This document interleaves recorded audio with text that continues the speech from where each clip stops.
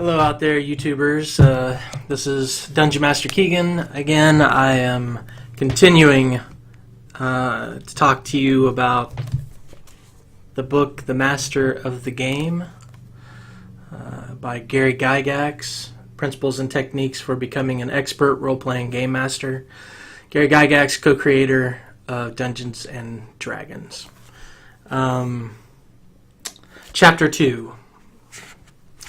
Chapter 2 is How is Mastery Measured?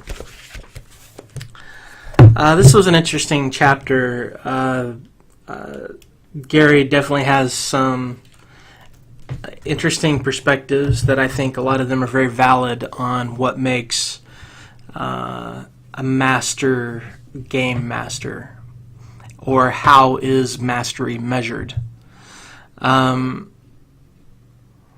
This is more of an abstract chapter. Gary's kind of just speaking generally about a lot of things, so I'm just going to kind of give you what I got from it, my interpretation of what Gary said in this chapter. Chapter 2 was fairly short also, by the way. Ultimately, the game master is in charge of overseeing the game, and he did outline that in chapter 1. In small communities, Gary had mentioned that it may be a little more difficult to find a good game master because some small communities are limited to, the one guy that knows how to run certain game systems is like the only game in town. And so just because you're a game master doesn't mean that you're necessarily a good one. And there are kind of qualities that he talks about, that there are things that a master game master does, and there are kind of proofs of what goes along with being a master game master, like indications of somebody that is a master game master, takes being a game master very serious.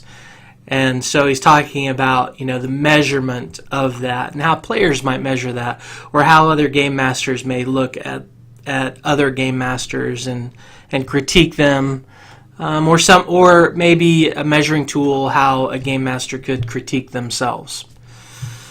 So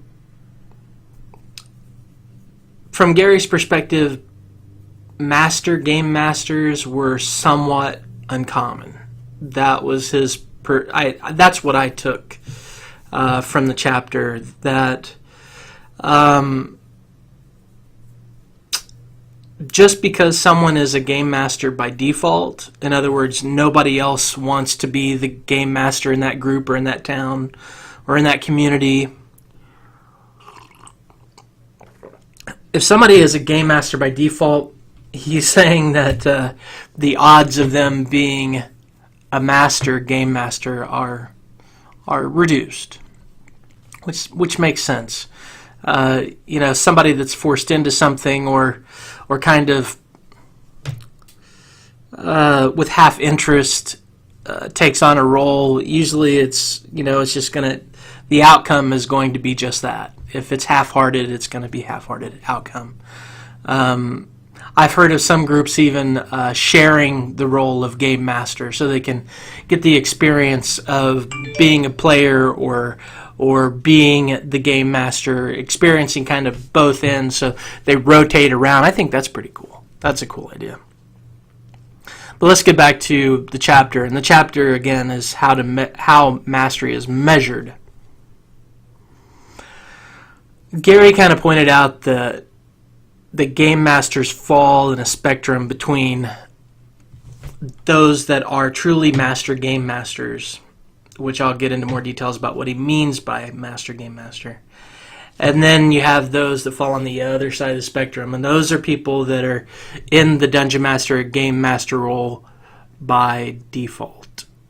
In other words, they weren't necessarily wanting to take on that role, they just ended up doing that role. And so those are the ones on the far side of the spectrum on default, the master GM on the other side of the spectrum.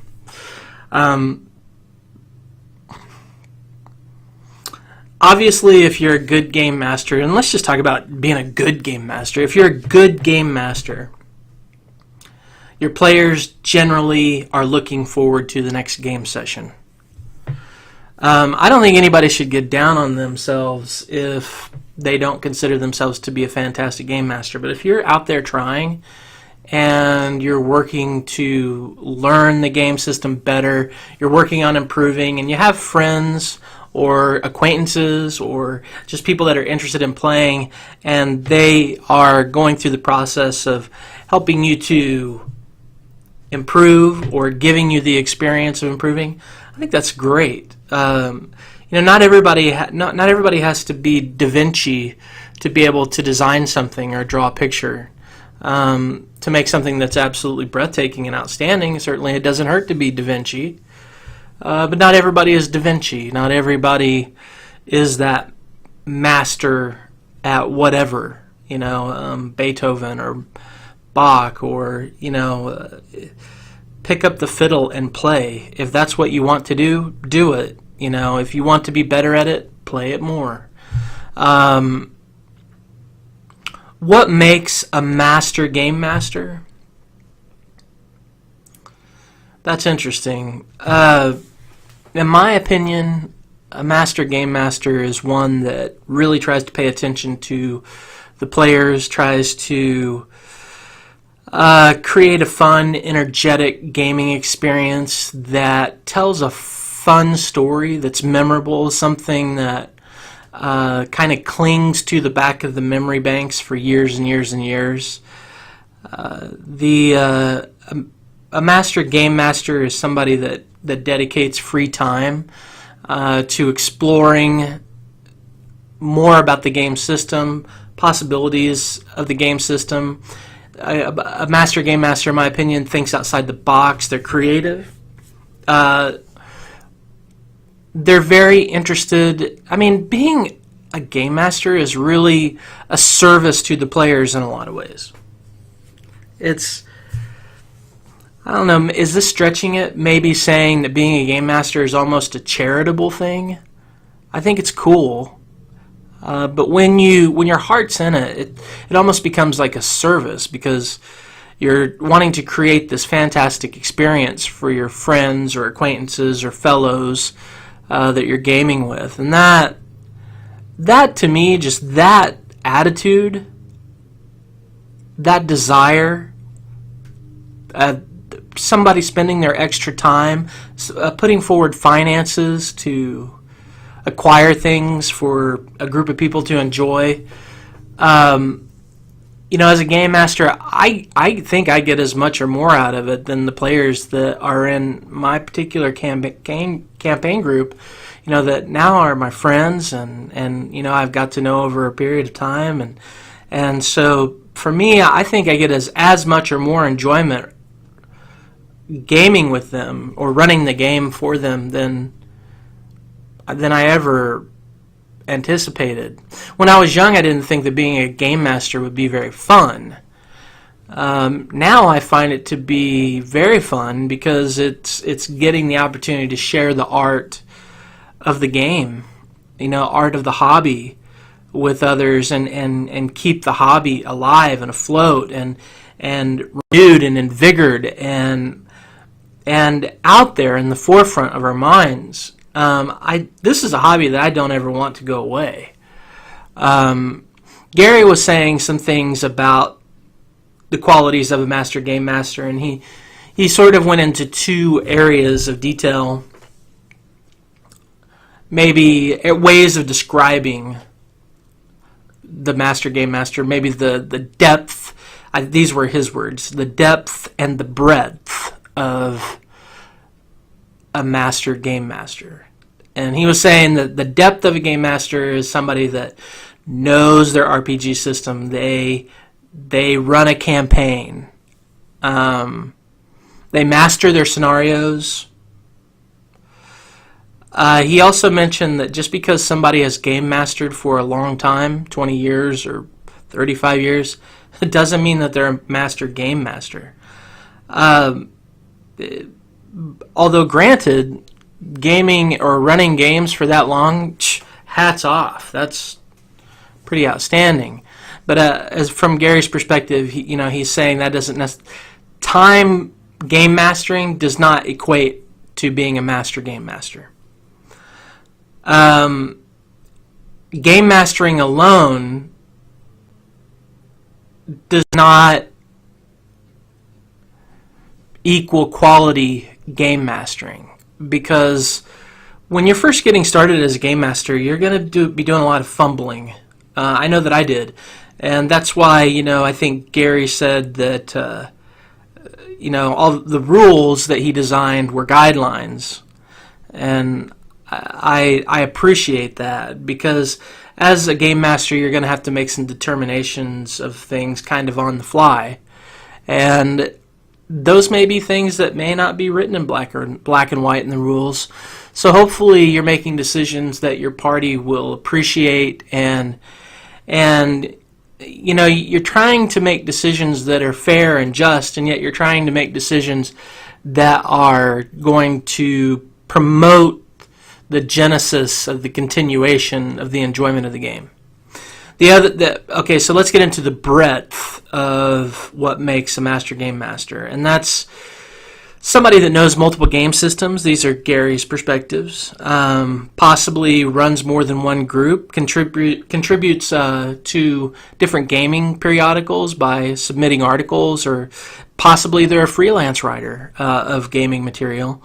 They write scenarios, they design rules. Possibly they're actually a game system designer themselves. Those are all things that are in the category of the breadth versus the depth of being a master game master. And I don't have a lot of the qualities of the breadth of being a master game master. I think I'm a fairly good game master, I think, but is my style for everybody? It's not, and I don't have a lot of the qualities in the breadth category. I don't really have much opinion on the breadth category because I think it's kind of black and white, and I think he summarized that rather eloquently. Gary pointed out that a quality of a master game master is that they continually strive to improve. I think everybody that takes on the role of game master, I can't imagine somebody not wanting to improve. I can't imagine somebody just going, I'm just going to be status quo, and I just don't see that happening. If somebody doesn't have a heart or passion to run games, they're not going to do it for very long. So I would say that most game masters that are doing this over an extended period of time are improving or have a desire to improve. And so potentially I think every game master is on the path to potentially becoming a master game master. And I should hope so. Master game masters try to find different opportunities to share their love of the game, whether it's going beyond the security and privacy of their own home, breaking out into gaming groups, or now with modern technology, playing online, sharing over Roll20 or Google Hangouts, and just sharing that art of being a game master with the world around us is a sign of somebody that wants to do service, somebody that wants to not just keep this to themselves. They're the type of person that wants to put forward the effort to get out there and provide this fun opportunity and experience for people so that others can enjoy it. And so they're not trying to hoard the knowledge of how to play the game. Another indicator of a really good master game master, or a good game master, a good dungeon master, is that that person would get positive feedback from the players. That the players will go, I'm looking forward to the next game. I really had a lot of fun. Can't wait for the next one. Anything along that line. Hopefully your players aren't just feeding you full of sunshine, because game masters need critical feedback to be able to help them to make the game experience more enjoyable, especially if it's a consistent group of people that are playing. So hopefully, you have more than just yes people around you. You have people that go, this variable or that variable, and then they give their constructive criticism. Could use possibly some change. Maybe we could try this, or I really appreciate the players that are not rules lawyers, that allow the Dungeon Master to make those judgment calls, that have trust in the Dungeon Master that he is judicious and he will try to make decisions that are focused in balance of the game. And whether those decisions are black and white based upon the rules that have been written, or they're just the Dungeon Master making the best decision that he can in a brief time frame so as not to slow the game down. And someone that can do that well is a good Dungeon Master.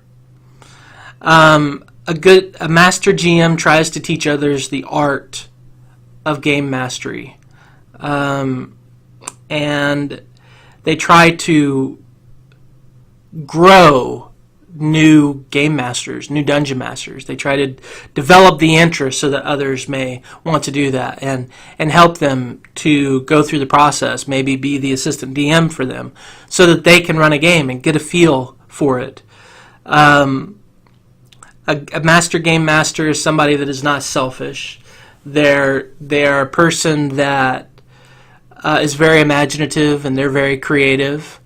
They are a joyful personality usually, and they have a good heart, and they like to share. So, in summary of Gary, Master of the Game, Chapter 2, how is mastery measured?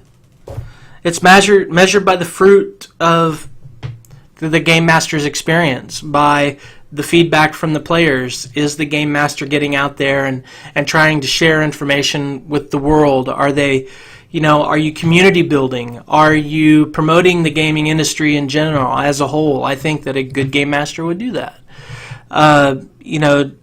What are your motivations as a Game Master? Selfish, or are they more altruistic? I think that a good Game Master has a more altruistic approach to things, and really tries to keep everybody floating, afloat, and doing well, and enjoying the experience. Because a good quality Game Master or Master Game Master wants to perpetuate the art form, wants to perpetuate the hobby.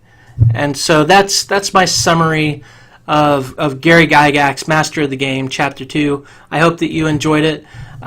Please click like and subscribe if you enjoyed the video. Please share it. Definitely wanting to build up the channel and so that I have the opportunity to share with more of you. So thank you, and I hope that you have a fantastic day. Until next time, guys.